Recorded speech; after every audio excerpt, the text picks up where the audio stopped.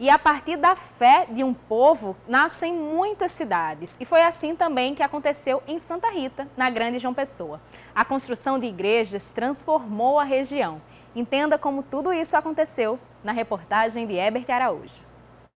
Logo depois da chegada dos portugueses na Paraíba, os primeiros engenhos e uma fortificação foram construídos na área onde hoje fica o município de Santa Rita.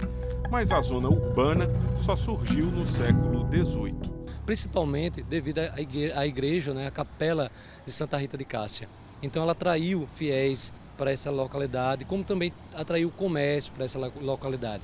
Então Santa Rita, diferente de outras cidades, ela começa da zona rural para a urbana. A capela só recebeu a torre na década de 1930, mas a fundação dela é misteriosa. Essa igreja é um grande enigma, porque a gente não tem documentações sobre ela.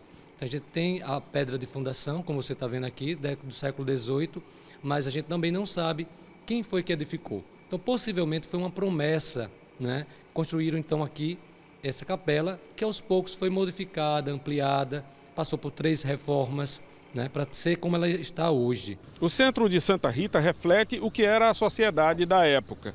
Nesta igreja entravam os senhores de engenho e suas famílias brancas.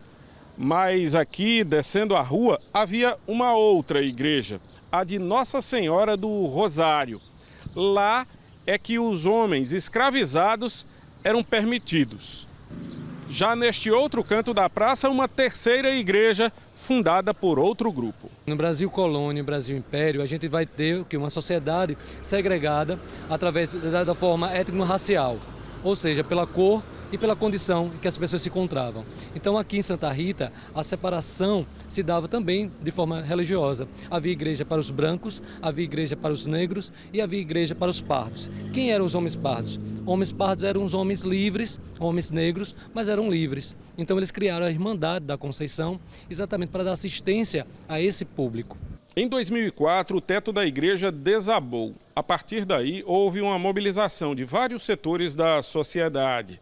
O templo foi tombado pelo patrimônio histórico e o altar, todo feito em madeira, foi recuperado por um restaurador que veio de Olinda. O patrimônio físico foi preservado e a memória dos fundadores está viva. Essas irmandades eram leigos, que tinham uma devoção ao santo e que se organizavam em conjunto para dar assistência, já que o Estado não dava. Então, como não existia plano funerário, era necessário que dessem a morte digna a eles. Então essas irmandades atraíam muitas vezes por esse fator. Além de dar assistência a filhos como essa daqui. Essa aqui dava assistência aos filhos dos irmãos, dos membros que faziam parte. Então caso você viesse falecer, teria então todo um cuidado do seu filho até os 10 anos de idade.